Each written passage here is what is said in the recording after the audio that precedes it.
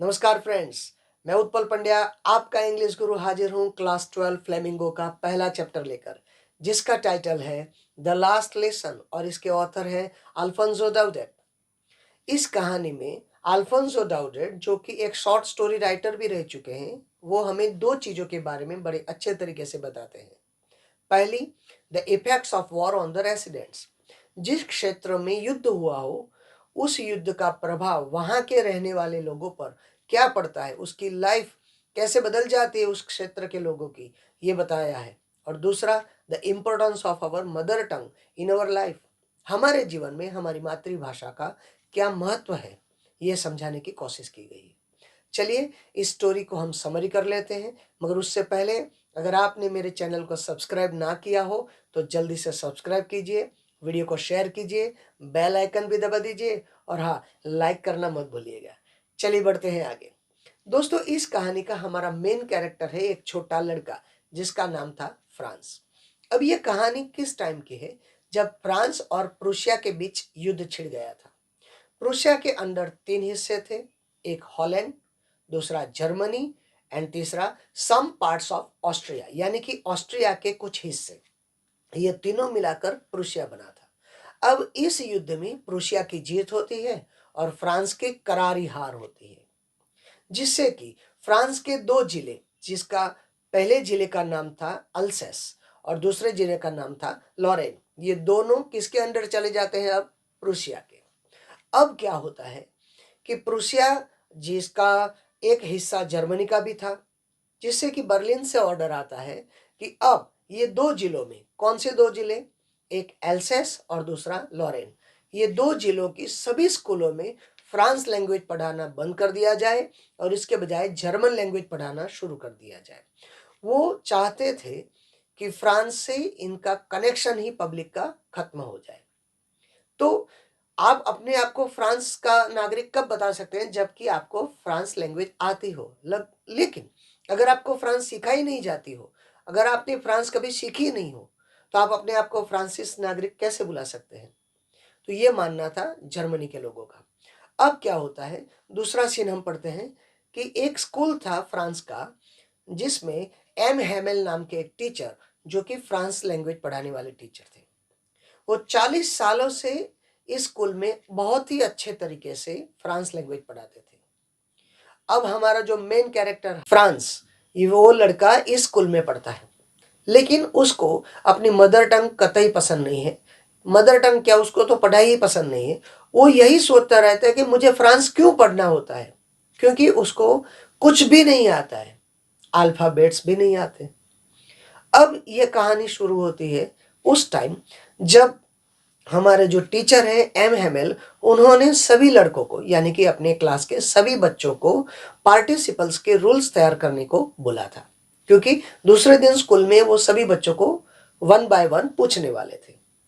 अब हम जानते हैं, जैसे हमने आगे पढ़ा, कि फ्रांस को तो लैंग्वेज पसंद ही नहीं थी, उसने कुछ नहीं पढ़ा था, उसको कुछ आता भी नहीं था, क्योंकि उसका इंटरेस्ट नहीं था। ये बात जाहिर तौर पे है कि अगर आपको किसी चीज़ में इंटरेस्ट हो, तो वो कितनी भी बेहद मुश्किल क्यों ना हो, आप आसान तरीके से सीख लेंगे। लेकिन आसान से आसान चीज़ आप नहीं सीख पाओगे अगर आपको इसमें इंटरेस्ट नहीं हो। ठीक है, तो फ्रांस का भी कुछ वैसा ही था। वो दूसरे दिन स्कूल जाने के लिए लेट हो जाता है। उसके मन में डर था कि अगर मैं स्कूल पहुंच गया तो स्कूल में टीचर एम हेमेल मुझे पूछेंगे और मुझे तो कुछ नहीं आएगा, क्योंकि मैंने तो कुछ पढ़ाई भी नहीं की है। वैसे भी वो लापरवाह किस्म का बच्चा था, वो घर से ही लेट निकला। अब जैसे वो टाउन हॉल के पास से निकला, वहां पे एक न्यूज़ बुलेटिन बोर्ड देखा। वहां से हर रोज कुछ ना कुछ समाचार या कुछ ना कुछ न्यूज़ लाइव टेलीकास्ट होते थे। वहां पे काफी लोग इकट्ठा हुए थे। अब ये लड़का फ्रांस सोचता है कि अब कौन सी बुरी खबर आई है, क्योंकि कोई भी बुरी खबर ये न्यूज़ बुलेटिन हमें पहले से ये बोर्ड दे देता है। अब क्या हुआ होगा, लेकिन उसके पास अभी इतना टाइम नहीं था कि वो वहां रुक कर वो न्यूज़ बुलेटिन को पढ़े। सो क्या करता है वो फ्रांस, वहां से भागने लगता है, जिससे कि वो टाइम टू टाइम भाग के अपने स्कूल शुरू होने से पहले पहुंच जाए। लेकिन एक आदमी उसको रास्ते में मिलता है और बोलता है, बच्चे इतना जल्दी मत भागो, तुम्हारे पास काफी समय है स्कूल पहुंचने को। अब ये सुन के फ्रांस को लगता है कि that man was taunting him, उसको टॉन्ट कर रहा था। लेकिन कुछ भी हो, भागना कंटिन्यू रखता है और स्कूल के पास पहुंच जाता है। अब स्कूल का सीन कैसा होता है, जैसे हमारे स्कूलों में होता है, शोर बकोर, काफ़ी आवाज़ होती है क्योंकि छोटे बच्चे भी पढ़ते हैं। अब लेकिन आज का सीन कुछ अलग था, हर रोज जैसा नहीं था। फ्रांस के मन में ये चल रहा था कि आज वैसे ही मैं लेट हूँ, दूसरा मैंने प्रिंसिपल्स पार्टिसिपल्स के जो रूल्स है वो तैयार नहीं किए हैं। अब जब भी मैं क्लास में पहुंचूंगा सभी लोग मुझे नोटिस करेंगे क्योंकि स्कूल पहले से शुरू हो चुका होगा, और एम हेमल इस बात से चिढ़ जाएंगे और मुझे जरूर से पनिशमेंट मिलेगा। वो डरता हुआ अपने क्लासरूम के आगे पहुंच जाता है, स्कूल में पहुंच जाता है। तब उसको महसूस होता है कि नहीं, आज का सीन तो कुछ और ही है। जैसे हर रोज स्कूल के आगे शोर बकोर, बच्चों के बोलने की और चिल्लाने की आवाजें गूंजती रहती थी, आज ऐसा कुछ नहीं है। बल्कि आज तो स्कूल में संडे मॉर्निंग जैसा माहौल था, शांत माहौल, कोई भी आवाज नहीं थी, सिर्फ चिड़ियों की चहचहाने की आवाज थी। अब फ्रांस चुपके से अपने क्लासरूम के आगे पहुंच जाता है। वो डरा हुआ है कि आज सभी लोग मुझे नोटिस करेंगे और हमारे जो क्लास टीचर हैं एम हेमल, वो मुझे जरूर से आज डांटेंगे। लेकिन जैसे ही वो अपने क्लासरूम के दरवाजे के पास पहुंचा, एम हेमल ने उसे देखा और अंदर आने के बाद बैठने को इशारा कर दिया।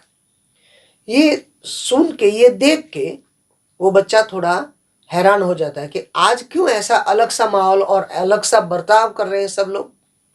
अंदर आने के बाद उसने एक और चीज नोटिस की, सभी बच्चे शांत बैठे हुए थे, अपना कार्य कर रहे थे, और जो क्लास की पिछली वाली बेंचेस थी जो हमेशा खाली रहती थी, वो आज सभी अपने विलेजर से भरी हुई थी, यानी कि अपने गांव के लोग भी वहां आके बैठे थे।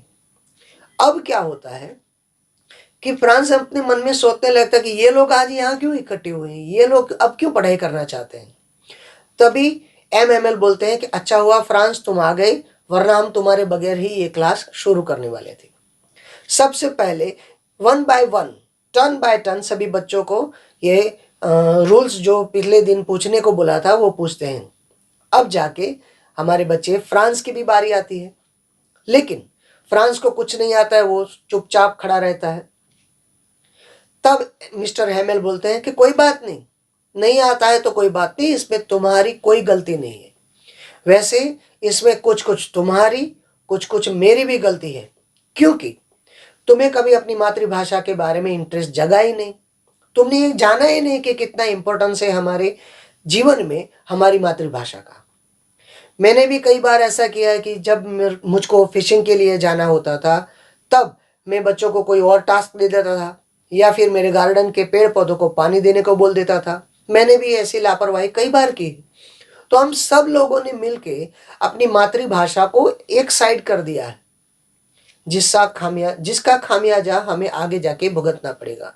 अगर तुमको फ्रांस लैंग्वेज नहीं आती है तो तुम अपने आप को फ्रांस का नागरिक कैसे बताओगे। ये बात सुनकर अब छोटे बच्चे फ्रांस को शर्म महसूस होने लगी। खैर, उसके बाद लैंग्वेज में ग्रामर का लेसन शुरू हुआ। वो खत्म होने के बाद सभी लोग, बुजुर्ग भी वहां पे बैठे थे, जो भी गांव के लोग थे, सभी ने अपने नोटबुक्स में कुछ ना कुछ अल्फाबेट्स या कुछ ना कुछ पढ़ाई या लिखाई करनी शुरू कर दी। वो लोग भी जानते थे कि हमारी पढ़ने की उम्र में हमने कुछ पढ़ाई नहीं की, हमने मातृभाषा को महत्व नहीं दिया। कहीं ना कहीं उन्होंने बड़ी गलती कर दी थी, ये अब जाके उनको समझ आया था। कब? जब फ्रांस की हार हो चुकी थी और न्यूज़ बुलेटिन में आ चुका था कि अब फ्रांस लैंग्वेज को बंद कर दिया जाएगा। तो ये लोग वापस स्कूल में आकर इस एज में भी अपनी मातृभाषा के प्रति अपना रिस्पेक्ट जताने के लिए इच्छुक थे। इसी वजह से वो लोग अभी स्कूल में वो लास्ट लेसन पढ़ने के लिए आए थे। अब दूसरी बात फ्रांस ने नोटिस की कि जो उनके टीचर थे एम हेमल, वो नए कपड़ों में सज्ज थे और एक हैट भी एम्ब्रॉयडरी था वो पहना था। तो वो सोचने लगता है कि आज ऐसा कौन सा खास दिन है, क्योंकि ऐसे नए कपड़े तो दो ही अवसर पर मिस्टर हेमल पहनते थे, या तो स्कूल में इंस्पेक्शन हो या कोई प्राइज डिस्ट्रीब्यूशन का फंक्शन हो, लेकिन आज उनमें से तो कुछ भी नहीं था। तो ऐसा क्या हुआ है आज? फिर लेक्चर के अंत में एम हेमल सभी बच्चों को और लोगों को बताते हैं कि आज मेरा ये आपके स्कूल में लास्ट लेसन था फ्रांस का। अब कल से तुम्हें जर्मन पढ़ाने वाला नया टीचर आ जाएगा, तब तुम्हें अपनी फ्रांस लैंग्वेज के बारे में और उसके महत्व के बारे में पता चलेगा। तुम क्या जानते हो ये बात कि जब फ्रांस के लोग या किसी भी लोग को जेल में भेजा जाता है और उनको अपनी मदर टंग अच्छी तरह से आती है, और सामने वाले को यानी कि जो जेलर है या पुलिस में भर्ती है या फौज में है, उनको हमारी मातृभाषा नहीं आती हो, तो मातृभाषा ही हमारा एकमात्र जरिया होता है जिससे कि छुपे तरीके से हम अपने मैसेजेस को आदान प्रदान कर सके। ठीक है, अब जाके तुम्हें यह बात समझ में आएगी। ऐसा जब बोल रहे थे तब उनके ऊपर के फ्लोर पर उनकी सिस्टर मिस्टर एम हेमेल का सामान पैक कर रही थी। उससे थोड़ी आवाज़ आ रही थी, वो डिस्टर्ब हो रहे थे। उनके डिस्टर्ब होने के दो कारण थे, एक तो उनको स्कूल को छोड़ के जाना पड़ेगा और दूसरा पढ़ाने में वो आवाज़ डिस्टर्ब कर रही थी। तो ये बात कहकर मिस्टर एम हेमेल अपना लास्ट लेसन ख़त्म कर देते हैं, और तब जाके हमारा जो कैरेक्टर है मेन फ्रांस, उसको ऐसी इच्छा होती है कि नहीं, ये जो पहले जिन किताबों से उसको नफरत थी, अब जैसे कि उन किताबों से उसको लगाव होने लगा है, एक तरफ का प्यार होने लगा है। अब वो ये नहीं चाहता था कि वो किताब जिससे उनको नफरत थी वो हमेशा के लिए उससे दूर कर दी जाए। वो चाहता था कि अच्छे से अच्छे वो अपनी मदर टंग की पढ़ाई करे, और उसको ऐसा भी लगा कि आज से पहले मिस्टर एम हेमेल ने इतना अच्छे से कभी नहीं समझाया, कभी नहीं पढ़ाया। तो दोस्तों, ये थी हमारी लास्ट लेसन की समरी। इसके आगे के वीडियो में हम लाइन टू लाइन स्टोरी पढ़ेंगे और इसका हिंदी अनुवाद करेंगे, मगर जल्दी से मेरे चैनल को सब्सक्राइब कर दीजिए। ठीक है, गुड बाय, टेक केयर।